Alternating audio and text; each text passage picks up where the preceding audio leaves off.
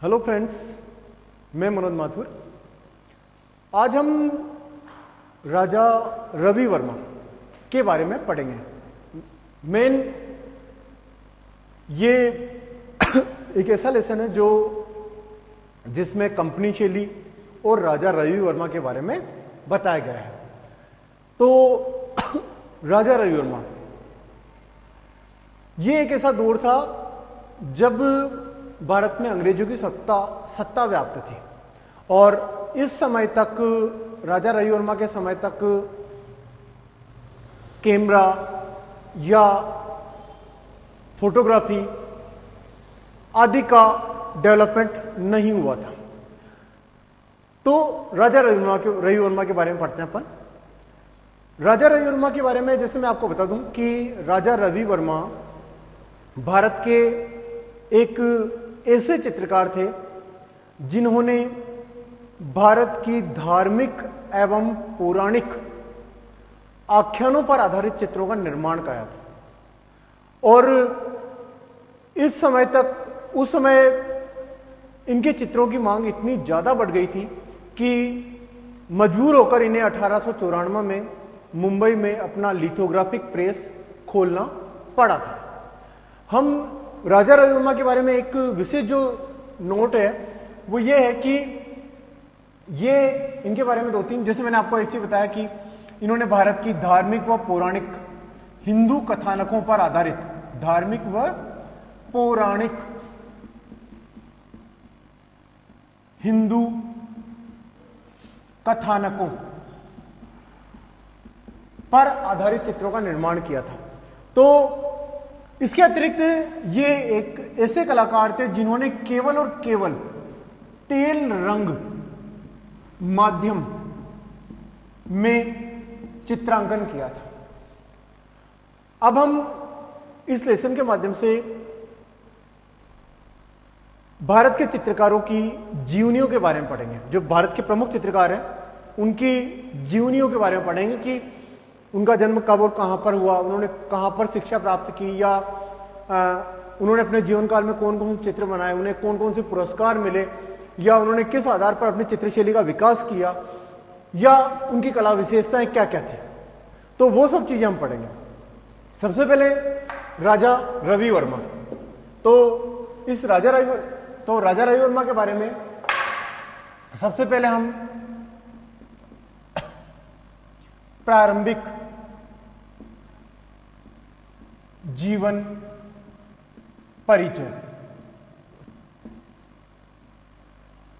प्रारंभिक जीवन परिचय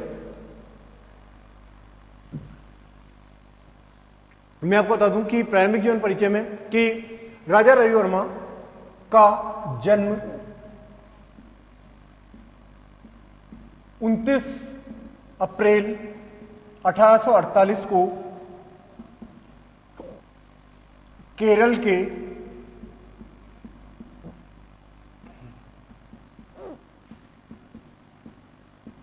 किलीमानूर नामक ग्राम में हुआ था। 29 अप्रैल 1848 केरल के किलीमानूर नामक ग्राम में इनका जन्म हुआ था। राजा रवि वर्मा ने चित्रकला की प्रारंभिक शिक्षा, किसकी? चित्रकला की प्रारंभिक शिक्षा अपने चाचा राज वर्मा से प्राप्त की थी। राजा राज वर्मा, इसके अतिरिक्त इन्होंने तंजौर शैली के कलाकार, तंजौर शैली के कलाकार आलागिरी नायडू से भी चित्रकला की शिक्षा ग्रहण की थी इन्होंने। आलागिरी नायडू को उस समय में भारत का, यह मान सकते हैं कि आलागिरी नायडू को तेल रंग माध्यम से चित्रण कार्य करने में भारत का सर्वश्रेष्ठ चित्रकार माना जाता था। इसके अतिरिक्त थियोडोर जेन्सन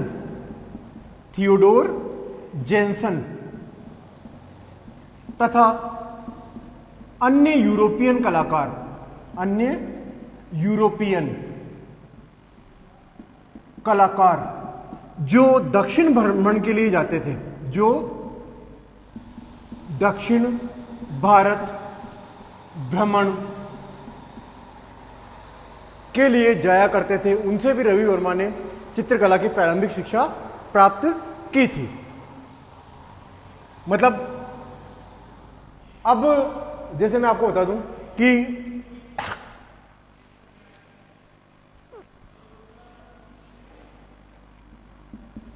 रवि वर्मा को त्रावणकोर के राजा, त्रावणकोर के राजा, इसके अलावा गायकवाड़ परिवार जो एक धनी परिवार था, और कुछ धनी व्यक्तियों का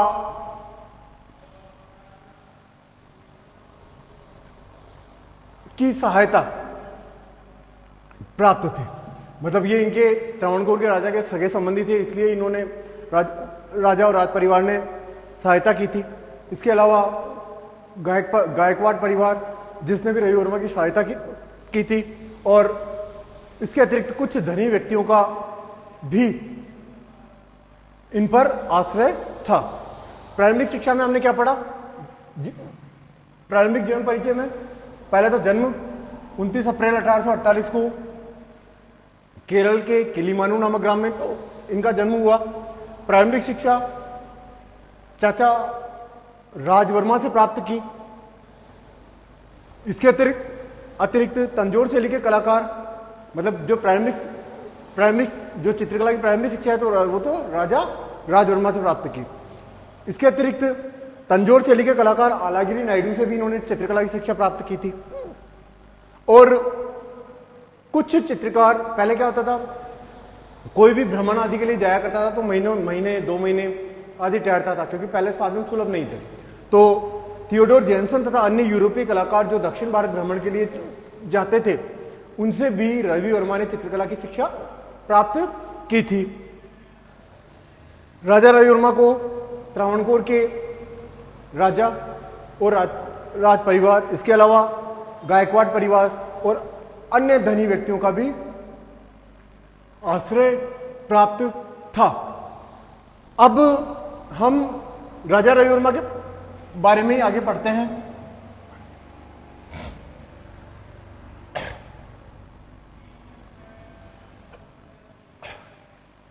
राजा रवि वर्मा के चित्रों के विषय।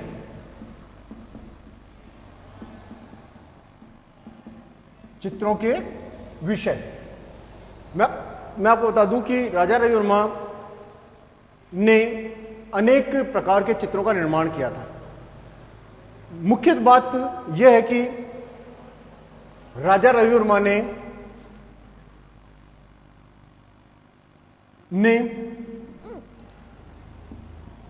राजाओं तथा मतलब अनेक राजाओं तथा राज परिवार के पोर्ट्रेट यानी व्यक्ति चित्रों का निर्माण किया था। व्यक्ति चित्रों का पहली चीज क्या आ गई कि इन्होंने अनेक राजाओं तथा राज परिवार के सदस्यों के पोर्ट्रेट बनाए थे, यानी व्यक्ति चित्र बनाए थे। इसके अतिरिक्त इन्होंने अनेक दृश्य चित्रों तथा पशुओं आदि का भी अंकन किया था। भारत की धार्मिक व पौराणिक हिंदू कथाओं का चित्रण करने में राजा रवि वर्मा ने दक्षता प्राप्त की थी। मुख्यतः क्या है कि भारत की धार्मिक व पौराणिक हिंदू कथाओं का चित्रण राजा रवि वर्मा के द्वारा किया गया था और जिसे जनता ने अत्यधिक श्रद्धा से सराहा था। क्योंकि जैसे मैंने आपको बताया कि उस समय में जब रवि वर्मा के समय में फोटोग्राफी या कैमरा आदि का इतना ज़्यादा विकास नहीं हो पाया था। तो राजा रविवर्मा ने धार्मिक व पौराणिक हिंदू कथाओं का चित्रण किया था और जिसे जनता ने अत्यधिक श्रद्धा से सराहा था। अब जो मुख्य, जब जनता ने इनके चित्रों को अत्यधिक सराहा तो मजबूर इनके चित्रों की मांग इतनी ज्यादा बढ़ गई थी कि इन्होंने 1894 में मुंबई में अपना लिथोग्राफिक प्रेस खोलकर अपने चित्रों की अनुकृतियां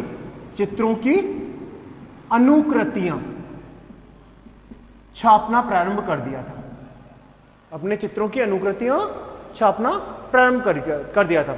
और रवि वर्मा के ये जो लिथोग्राफ थे,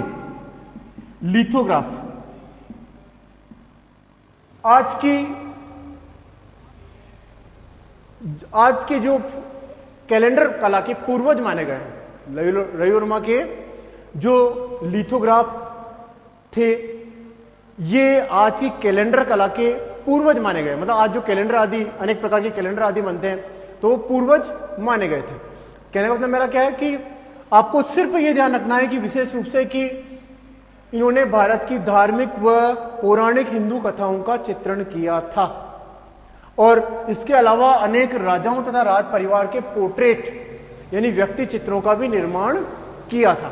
और राजा रवि वर्मा के चित्रों की मांग इतनी ज्यादा बढ़ गई थी कि मजबूर होकर इन्होंने 1894 में मुंबई में अपना लिथोग्राफिक प्रेस खोलकर अपने चित्रों की अनुकृतियां छापना प्रारंभ किया।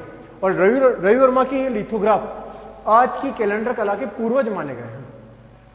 ठीक है, ये छोटी सी बात इसमें राजाओं और राज परिवार के पोर्ट्रेट भारत की हिंदू मतलब इनके चित्रों के विषयों में कि इन्होंने सर्वाधिक जो चित्र बनाए वो भारत की धार्मिक और पौराणिक हिंदू कथाओं का चित्रण किया था जिसे जनता ने अत्यधिक श्रद्धा से सराहा था। और मजबूर होकर इन्होंने 1894 में मुंबई में अपना लिथोग्राफिक प्रेस खोलकर अपने चित्रों की अनुकृतियां छापना प्रारंभ कर दिया था।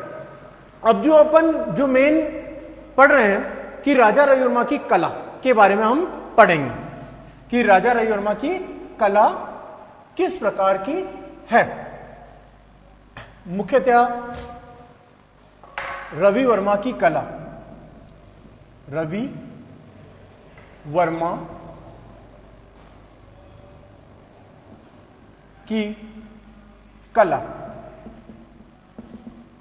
रवि वर्मा की कला में जैसे मैं आपको बताऊं कि राजा रवि वर्मा ने धार्मिक व पौराणिक, मैंने जैसे आपको शुरुआत में बताया कि धार्मिक व पौराणिक हिंदू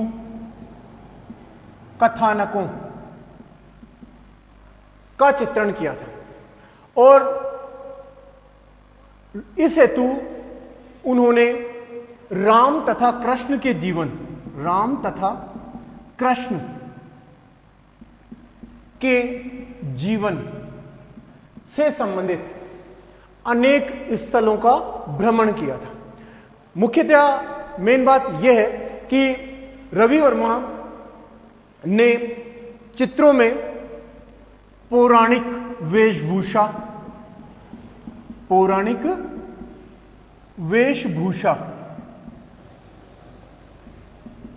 तथा आभूषणों की खोज की थी। मतलब रवि वर्मा ने पौराणिक वेशभूषा और आभूषणों की खोज की थी और इस हेतु उन्होंने उत्तर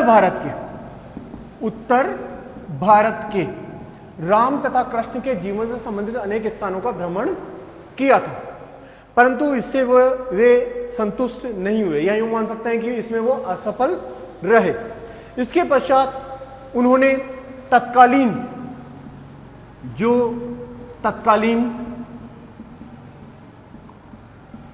लोक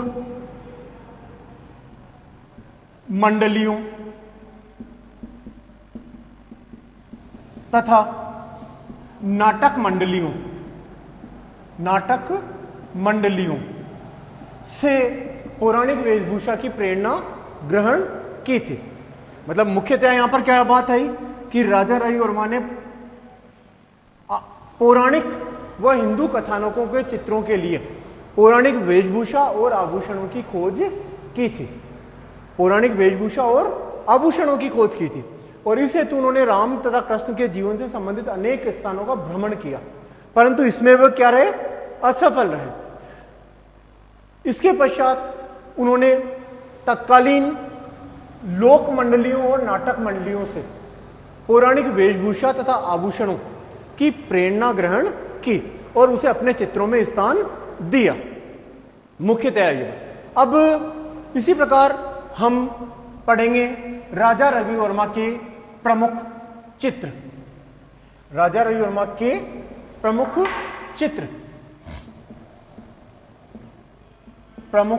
चित्र, जैसे रविवर्मा के प्रमुख चित्रों में हम ये मान सकते हैं कि रविवर्मा ने अपने जीवन काल में बहुत सारे चित्रों का निर्माण किया था। विशेष रूप से मैंने बताया आपको, जैसे राजाओं, राजपरिवारों के, अनेक राजाओं और राजपरिवारों के पोर्ट्रेट, भारत के हिंदू तथा धार्मिक पौराणिक आख्यानों पर आधारित चित्रों का भी इन्होंने निर्माण किया था। अनेक प्रकार के चित्रों का इन्होंने निर्माण किया था।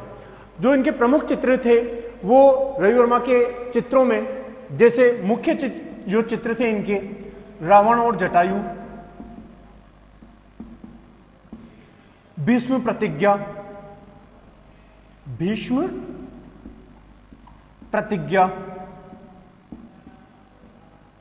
इसके अतिरिक्त जैसे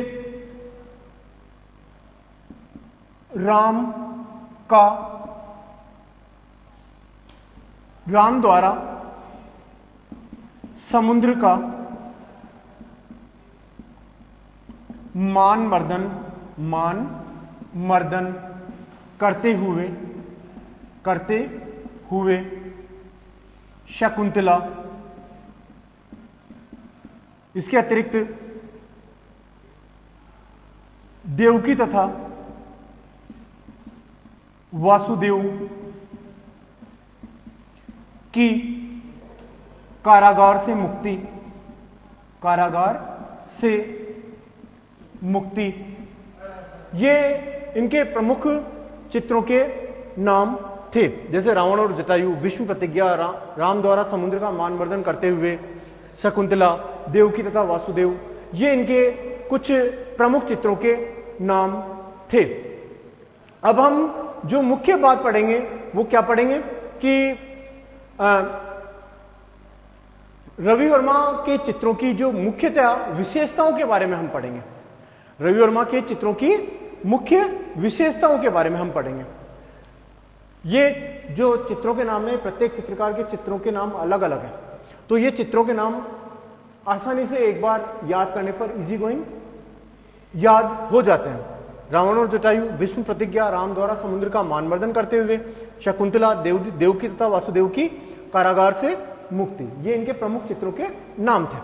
अब मुख्य जो बात आती है वो ये बात आती है कि रविवर्मा के चित्रों की विशेषताएं। ये क्वेश्चन रविवर्मा के चित्रों की विशेषताएं,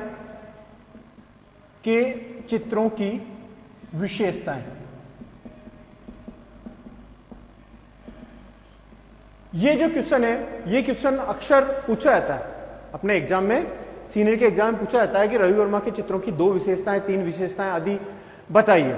तो रविवर्मा के प्रमुख चित्रों की विशेषताओं में हम जो पढ़ेंगे, पहली बात तो कि भारत की आधुनिक चित्रकला के संदर्भ में रविवर्मा ने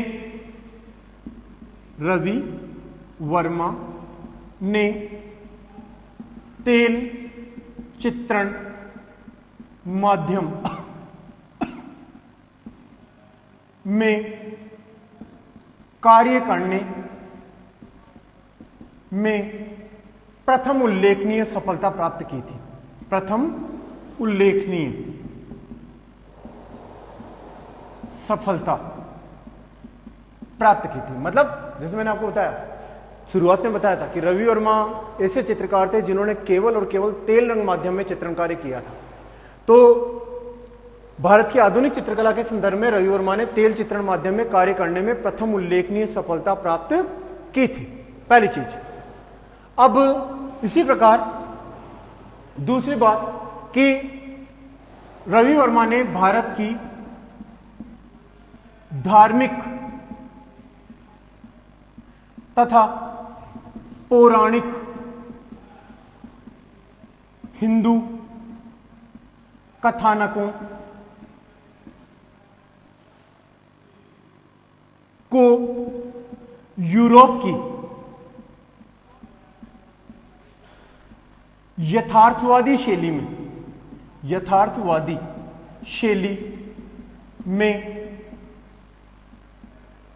चित्रण कार्य किया। मतलब राजा रवि वर्मा ने भारत की धार्मिक तथा पौराणिक हिंदू कथानकों को यूरोप की यथार्थवादी शैली में चित्रित किया। मुख्यतः क्या? यूरोप की यथार्थवादी शैली में चित्रित किया। यथार्थ क्या? कि जो आप आंखों से देखते हो वो क्या होता है? यथार्थ होता है। जो आप आंखों से देखते हो वो क्या होता है? यथार्थ होता है। तो यूरोप में क्या होता था कि यूरोप की चित्रण शैली में सामने किसी व्यक्ति को बैठाकर फिर चित्रण कार्य किया जाता है। यूरोप की यथार्थवादी पद्धति क्या है कि सामने किसी व्यक्ति को बिठाकर उसका चित्रण कार्य किया जाता है। वो क्या कहलाती है? यथार्थवादी पद्धति कहलाती है। मतलब जो आप आंखों से देखते हैं वो यथार्थ है।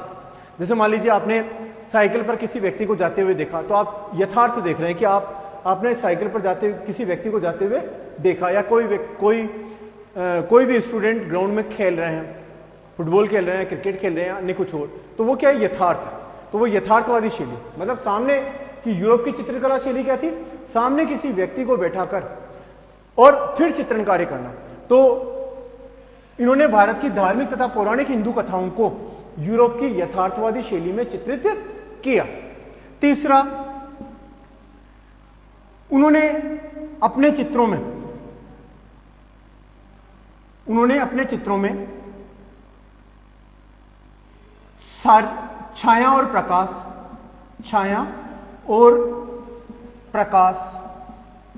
शारीरिक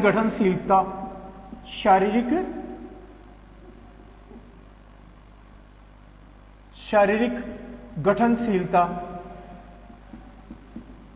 तथा मांसपेशियों की सुडौलता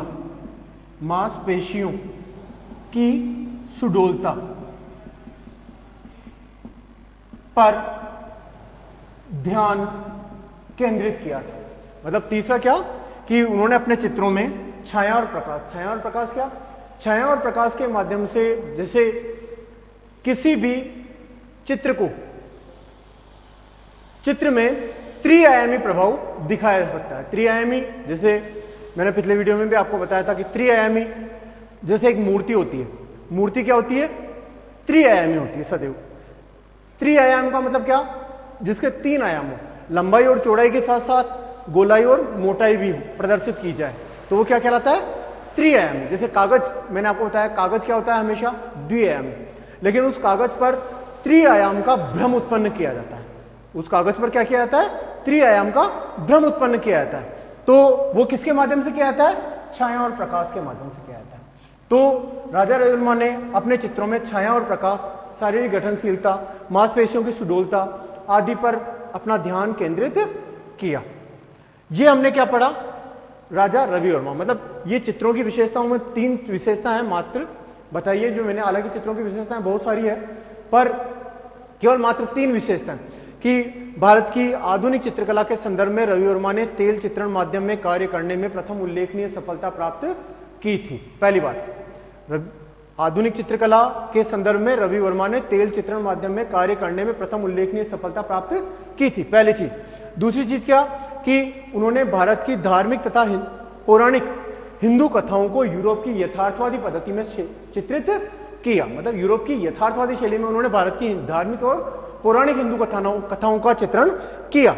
इसके अलावा उन्होंने अपने चित्रों में छाया और प्रकाश, शारीरिक गठनशीलता तथा मांसपेशियों की सुडौलता पर अत्यधिक ध्यान केंद्रित किया। मतलब ये क्या है, राजा रवि वर्मा के बारे में हमने विस्तार पूर्वक, डिटेल पूर्वक पढ़ी। जैसे भारत के प्रथम आधुनिक चित्रकार किसको कहा जाता है, राजा रवि वर्मा को। राजा रवि वर्मा ने किस माध्यम में चित्रण कार्य किया, केवल और केवल तेल माध्यम में चित्रण कार्य किया। और इनके चित्रों के विषय क्या थे, राजाओं के पोर्ट्रेट, राजाओं तथा राज परिवारों के पोर्ट्रेट इन्होंने बनाए, दृश्य चित्र इन्होंने बनाए। इसके अतिरिक्त भारत की धार्मिक और पौराणिक हिंदू कथाओं पर इन्होंने चित्रांकन किया था। ये राजा रवि वर्मा की डिटेल है। अब हम अगले वीडियो में इसी लेसन का एक कंपनी शैली के बारे में विस्तार पूर्वक पढ़ेंगे।